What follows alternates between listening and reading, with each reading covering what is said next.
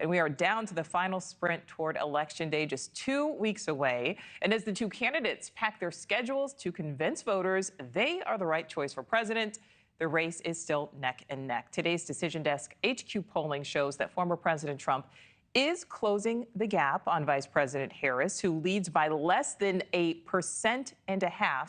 A month ago, her lead was nearly 5%.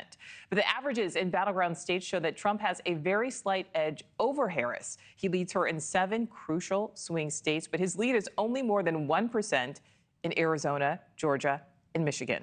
So we'll get to Brooke Schaefer on Trump's strategy to win over those undecided voters in a moment. But first, let's go out to Kelly Meyer, who is live for us at the White House. So, Kelly, what is Harris's strategy to reach those voters with just 2 weeks until Election Day? Yeah, talking a lot about her opponent seems to be the strategy. 2 weeks away from Election Day, we can't emphasize that enough. And Vice President Kamala Harris, she isn't on the campaign trail, but here in Washington, D.C. for briefings and meetings with staff, we're told. But she is sitting down for 2 media interviews today, and we're seeing this evolving media strategy from Harris lately. An about-face on access, really, giving reporters a chance to ask questions several times a day and doing more sit-down interviews, being generally more open to questions than closed off, as we've seen. And it's as the former president maintains, some of the popularity in many of these battleground states. Harris is sharpening her attacks on her opponent, using her final message to remind voters of who she says the former president is and why she says voters rejected him 4 years ago. The vice president saying on the trail, making the pitch to undecided and Republican voters, quote, the consequences of him being president of the United States are brutally serious. And voters we spoke to at her event in PA yesterday agreed. Take a listen. I do believe Donald Trump to be an unserious man, but the consequences of him ever being in the White House again are brutally serious. He has been manipulated and is so clearly able to be manipulated by favor and flattery, including from dictators and autocrats around the world.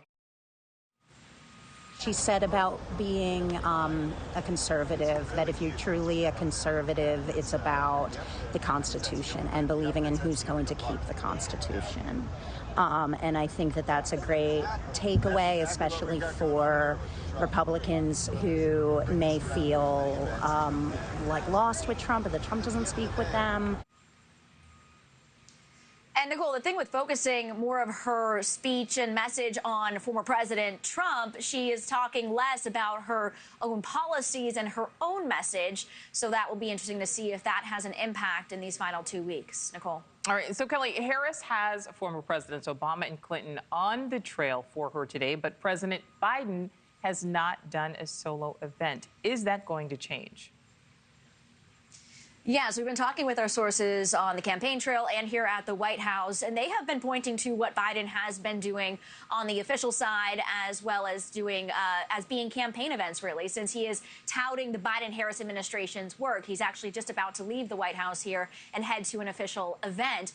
So we're seeing him, really trying to make the case in terms of what they have done in their administration. But then at the same time, we see Vice President Harris really kind of distancing herself from her former running mate and trying to create her own lane for herself, which is interesting from what we've heard on the campaign trail, whether or not voters are going to really hold her accountable for the last 3.5 years of the Biden-Harris administration or see her as her own candidate. We just heard President Biden here at the White House talking about a potential woman in the White House and Harris distancing herself from Biden. Take a listen to this. I know the power of women in this room to get things done and uplift the next generation of pioneers, proving a woman can do anything a man can do and then some. And that includes being President of the United States of America.